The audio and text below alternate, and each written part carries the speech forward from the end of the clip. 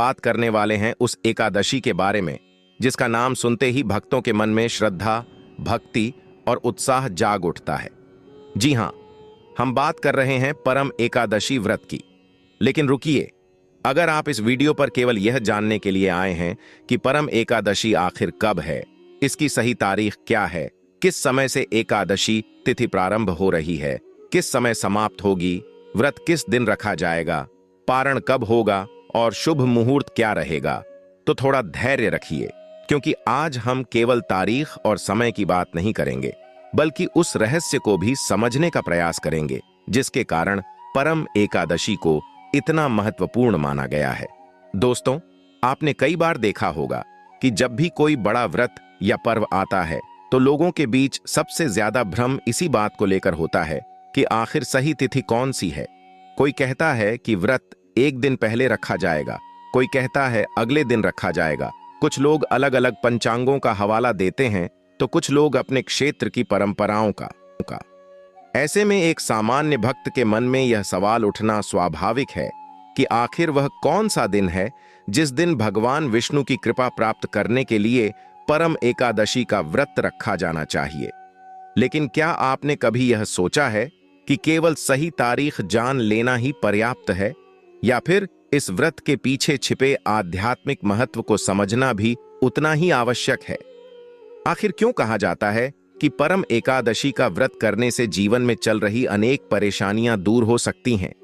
क्यों पुराणों में इसकी महिमा का इतना विस्तृत वर्णन मिलता है? और क्यों कहा जाता है कि जो व्यक्ति श्रद्धा और नियम पूर्वक इस व्रत को करता है उसके जीवन में सुख, शांति और समृद्धि का मार्ग खुल सकता है? दोस्तों, इस व्रत से जुड़ी कुछ ऐसी बातें भी हैं जिन्हें अधिकांश लोग नहीं जानते। कई लोग व्रत तो रखते हैं लेकिन उनसे ऐसी छोटी छोटी गलतियां हो जाती हैं जिनके कारण उन्हें व्रत का पूर्ण फल नहीं मिल पाता। कुछ लोग केवल भोजन का त्याग कर देते हैं और सोचते हैं कि उनका व्रत पूर्ण हो गया, जबकि शास्त्रों में केवल उपवास ही नहीं बल्कि मन, वचन और कर्म की शुद्धता पर भी विशेष बल दिया गया है। अब सवाल यह है कि आखिर वे कौन सी गलतियां हैं जिन्हें परम एकादशी के दिन भूलकर भी नहीं करना चाहिए? क्या इस दिन क्रोध करना उचित है? क्या इस दिन किसी का अपमान करना ठीक है? क्या इस दिन झूठ बोलना, कटु वचन बोलना या किसी के प्रति ईर्ष्या रखना व्रत के प्रभाव को कम कर सकता है? और क्या इस दिन कुछ ऐसे कार्य भी हैं जिन्हें विशेष रूप से करना चाहिए ताकि भगवान विष्णु की कृपा शीघ्र प्राप्त हो सके? दोस्तों, कई लोगों का यह भी मानना है कि परम एकादशी के दिन किए गए दान, जप, तप और पूजा का फल कई गुना बढ़ जाता है। लेकिन कौन सा दान करना चाहिए? किस मंत्र का जाप करना चाहिए? तुलसी पूजा का क्या महत्व है?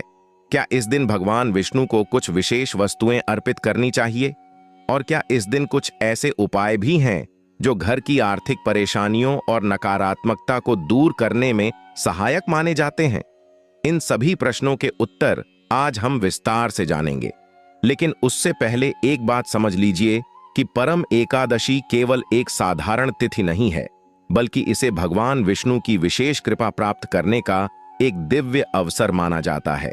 कहा जाता है कि जो व्यक्ति श्रद्धा पूर्वक इस व्रत का पालन करता है उसके जीवन में सकारात्मक परिवर्तन आने लगते हैं। हालांकि इसका अर्थ यह नहीं कि केवल एक दिन व्रत रख लेने से सभी समस्याएं तुरंत समाप्त हो जाएंगी, बल्कि यह व्रत व्यक्ति के भीतर संयम, श्रद्धा, सकारात्मक सोच और आध्यात्मिक जागरूकता को बढ़ाने का माध्यम बनता है। इसलिए इस व्रत को केवल एक धार्मिक परंपरा समझकर नहीं बल्कि एक आध्यात्मिक साधना के रूप में देखना चाहिए। अब हो सकता है कि आपके मन में बार बार यही प्रश्न आ रहा हो कि आखिर परम एकादशी की सही तिथि क्या है? व्रत कब रखा जाएगा? एकादशी तिथि कब प्रारंभ होगी, कब समाप्त होगी? पारण का समय क्या रहेगा और शुभ मुहूर्त कौन सा होगा? दोस्तों, चिंता मत कीजिए, हम आपको यह सारी जानकारी बिल्कुल विस्तार से बताने वाले हैं। परम एकादशी 2026 की पूरी और विस्तृत जानकारी देने वाले हैं, जिसे जानना हर श्रद्धालु के लिए अत्यंत महत्वपूर्ण माना जाता है। जय श्री हरि। दोस्तों, वर्ष 2026 में परम एकादशी व्रत 11 जून 2026 गुरुवार के दिन रखा जाएगा। पंचांग के अनुसार एकादशी तिथि 11 जून को रात्रि 12:15 बजे प्रारंभ होगी और उसी दिन रात्रि 10:30 बजे समाप्त होगी। इसलिए उदया तिथि के अनुसार व्रत 11 जून को ही रखा जाएगा। व्रत रखने वाले भक्तों को 11 जून की सुबह ब्रह्म मुहूर्त में उठकर स्नान करना चाहिए, भगवान विष्णु और माता लक्ष्मी का पूजन करना चाहिए, तुलसी दल अर्पित करना चाहिए तथा व्रत का संकल्प लेना चाहिए। पूरे दिन भगवान विष्णु के मंत्रों का जाप, विष्णु सहस्त्र नाम का पाठ, गीता पाठ, भजन कीर्तन और दान पुण्य करना अत्यंत शुभ माना गया है। इस दिन चावल, तामसिक भोजन, क्रोध, झूठ, निंदा और विवाद से दूर रहना चाहिए। परम एकादशी अधिक मास में आने वाली अत्यंत दुर्लभ एकादशी मानी जाती है, इसलिए इसका महत्व सामान्य एकादशियों से भी अधिक बताया गया है। 11 जून को सूर्योदय के बाद से लेकर पूरे दिन भगवान श्री हरि की आराधना करना विशेष फलदायी माना गया है। व्रत का पारण शुक्रवार को किया जाएगा। हरिवासर समाप्त होने के बाद पारण करना चाहिए। उपलब्ध पंचांगों के अनुसार पारण का श्रेष्ठ समय 12 जून की सुबह लगभग 5:44 बजे से 8:25 बजे तक माना गया है, जबकि द्वादशी तिथि 12 जून को सायंकाल लगभग 7:37 बजे तक रहेगी। तिथि मनाई जाएगी और ऐसे में आप सभी को गाय को चुपचाप यह एक गुप्त चीज खिला देनी है। गाय को खिलाते ही आपका भाग्य 7वें आसमान पर होगा। अगर आप इस अधिक मास पूर्णिमा के दिन स्नान, दान, पूजा पाठ करें या ना भी कर पाए, परंतु गाय माता को यह चुपचाप एक छोटी सी चीज जरूर खिला दें, आपकी जन्म जन्मांतर की गरीबी दूर हो जाएगी। आज के वीडियो में हम आपको एक ऐसी गुप्त रहस्यमयी चीज के बारे में बताने जा रहे हैं जिसे गाय माता को अगर कोई व्यक्ति अधिक मास पूर्णिमा के दिन चुपचाप खिला देता है तो उस व्यक्ति का भाग्य उदय हो जाता है। उसके जीवन में चल रही सभी परेशानियों से उसे मुक्ति मिल जाती है, क्योंकि ज्येष्ठ मास कोई साधारण मास नहीं होता। यह मास पूरा भगवान विष्णु और चंद्रदेव को समर्पित होता है और इस मास की पूर्णिमा में अगर भगवान विष्णु के स्वरूप भगवान श्री कृष्ण की प्रिय गाय को यह एक चीज गुप्त तरीके से खिला देते हैं तो आपकी जन्म जन्मांतर की गरीबी दूर हो जाती है। इस वीडियो को बड़े ध्यान से देखिएगा और अंत तक देखिएगा, वरना पूरी जिंदगी पछताते रहेंगे अगर आपने काट पीट कर वीडियो देखा, क्योंकि दोस्तों कोई साधारण सी चीज हम आपको नहीं बताने जा रहे हैं। यह एक ऐसी रहस्यमयी चीज है जो हमारे शास्त्रों में साफ साफ लिखी गई है। यह एक चीज आपके भाग्य को पूरी तरह से बदल कर रख देगी। इस एक चीज का फल पाने वाला व्यक्ति कभी गरीब नहीं रहता है और अगर गाय माता को प्रतिदिन ना खिला पाए तो आप इस अधिक मास पूर्णिमा के दिन खिलाकर पूरे साल का फल प्राप्त कर सकते हैं। 30 मई 2026 शनिवार को अधिक मास पार पूर्णिमा पड़ रही है और इस दिन किया गया छोटा सा कर्म भी जीवन में बड़ा बदलाव लाता है। दोस्तों, अधिक मास पूर्णिमा कोई साधारण पूर्णिमा नहीं होती। यह वह दिन माना जाता है जब इंसान के पापों का नाश पवित्र स्नान से सबसे जल्दी होता है। इस दिन सचित मन से किया गया काम बोले गए 1000 शब्दों से ज्यादा फल देता है। पुराने लोग कहते थे कि इस दिन शरीर के समय में सबसे बड़ी समस्या यह हो गई है कि लोग मेहनत तो बहुत करते हैं लेकिन पैसा टिकता नहीं। एक कर्ज उतरता है तो दूसरा चढ़ जाता है। घर में बिना कारण तनाव रहता है। काम बनते बनते अटक जाते हैं। कई बार ऐसा लगता है कि जैसे किस्मत साथ ही नहीं दे रही। शास्त्रों और पुराने अनुभवों में बताया गया है कि ऐसी स्थिति तब बनती है जब पुराने कर्मों या पितरों से जुड़ी कोई कमी रह जाती है जो बार बार जीवन में रुकावट बनकर सामने आती है। इसीलिए हमारे सनातन धर्म में पूर्णिमा का बहुत महत्व बताया गया है। खासकर कुछ विशेष पूर्णिमाएं ऐसी मानी गई हैं जिन पर किया गया दान, सेवा और संयम जीवन की दिशा बदल देता है। अधिक मास पूर्णिमा उन्हीं में से एक है। यह दिन केवल स्नान या उपवास का नहीं है, बल्कि अपने जीवन की अव्यवस्था को ठीक करने का अवसर माना गया है। अब बात आती है गाय की। गाय को हमारे धर्म में केवल एक पशु नहीं माना गया। गौ माता को 33 कोटि देवी देवताओं का वास कहा गया है। भगवान श्री कृष्ण स्वयं गौपाल थे और गायों की सेवा करते थे। पुराने लोग कहते थे कि गाय के संपर्क में आने से मन अपने आप शांत होने लगता है। इसी कारण पूर्णिमा जैसे दिन पर गौ सेवा को विशेष फलदायी माना गया है। शास्त्रों में एक सरल सी बात कही गई है, गावो विश्वस मात्रा, अर्थात गाय विश्व की माता है और सभी प्रकार के सुख देने वाली होती है। इसका अर्थ यह नहीं कि गाय कोई चमत्कार कर देती है, बल्कि इसका अर्थ यह है कि गाय के माध्यम से किया गया कर्म सीधे मन और भाव पर असर करता है, और जब मन बदलता है तो जीवन की स्थिति भी धीरे धीरे बदलने लगती है। अधिक मास पूर्णिमा का महत्व इसीलिए भी ज्यादा है क्योंकि इस दिन दिखावे से किया गया काम बेकार हो जाता है। अगर आपने अधिक मास पूर्णिमा का महत्व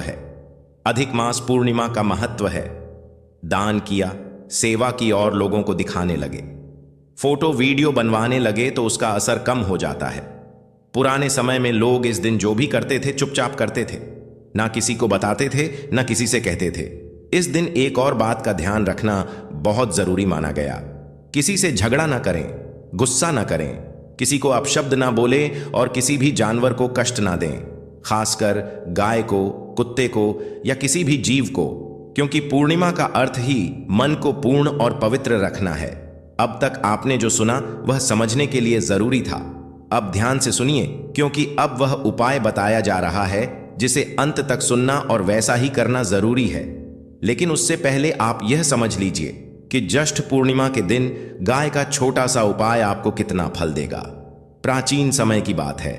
एक नगर में धर्मदत्त नाम का एक ब्राह्मण रहता था। बेचारा इतना गरीब कि 2 वक्त की रोटी के लिए भी तरसता था। लोग उसे अभागा कहते थे। एक दिन दुखी होकर वह वन में चला गया। वहां उसे एक दिव्य रहस्य मिले। धर्मदत्त ने रोते हुए कहा, महाराज, क्या मेरे भाग्य में सिर्फ दुख ही लिखा है? नसी मुस्कुराए और बोले, बेटा, दुख कर्मों का फल है, लेकिन अधिक मास पूर्णिमा का स्नान और दान वह साबुन है जो जन्मों के पाप धो देती है। तू बस ज्येष्ठ शुक्ल पक्ष की इस पूर्णिमा का आश्रय ले। धर्मदत्त ने विधि विधान से व्रत और दान किया, लेकिन चमत्कार देखिए, उस रात उसे स्वप्न में साक्षात कामधेनु गौ माता के दर्शन हुए। गौ माता ने कहा, पुत्र, तूने श्रद्धा से मेरा ध्यान किया है, जा कल सुबह जो पहली गाय तुझे मिले उसे अपने हाथ से मीठा अन्न, खीर या गुड़ खिला देना। जैसे ही धर्मदत्त ने अगले दिन गौ माता को वह ग्रास खिलाया, उसके घर में स्वर्ण की वर्षा होने लगी। जो हाथ कल तक फैलते थे आज वह दान देने वाले बन गए।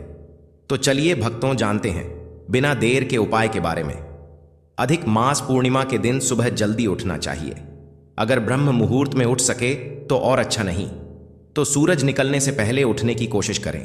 उठने के बाद भगवान का स्मरण करें, मोबाइल ना देखें और अपने काम में लग जाए। गाय को अगर अधिक मास पूर्णिमा के दिन सादा भोजन कराया जाए, जैसे हरा चारा या दूब घास, तो शास्त्रों में बताया गया है कि शरीर में चल रही अनेक प्रकार की बीमारियां धीरे धीरे शांत होने लगती हैं। खासकर जिन लोगों को लंबे समय से कमजोरी, थकान, दर्द, पेट से जुड़ी समस्या या बार बार दवा लेने की मजबूरी रहती है, उनके लिए यह उपाय बताया गया है। गाय को दूध घास खिलाते समय मन शांत रखें और किसी से बातचीत ना करें। माना जाता है कि इस दिन किया गया गौ सेवन शरीर और मन दोनों पर असर डालता है। गाय को यदि अधिक मास पूर्णिमा के दिन केला खिलाया जाए तो यह माता लक्ष्मी की कृपा प्राप्त करने का सरल उपाय माना गया है।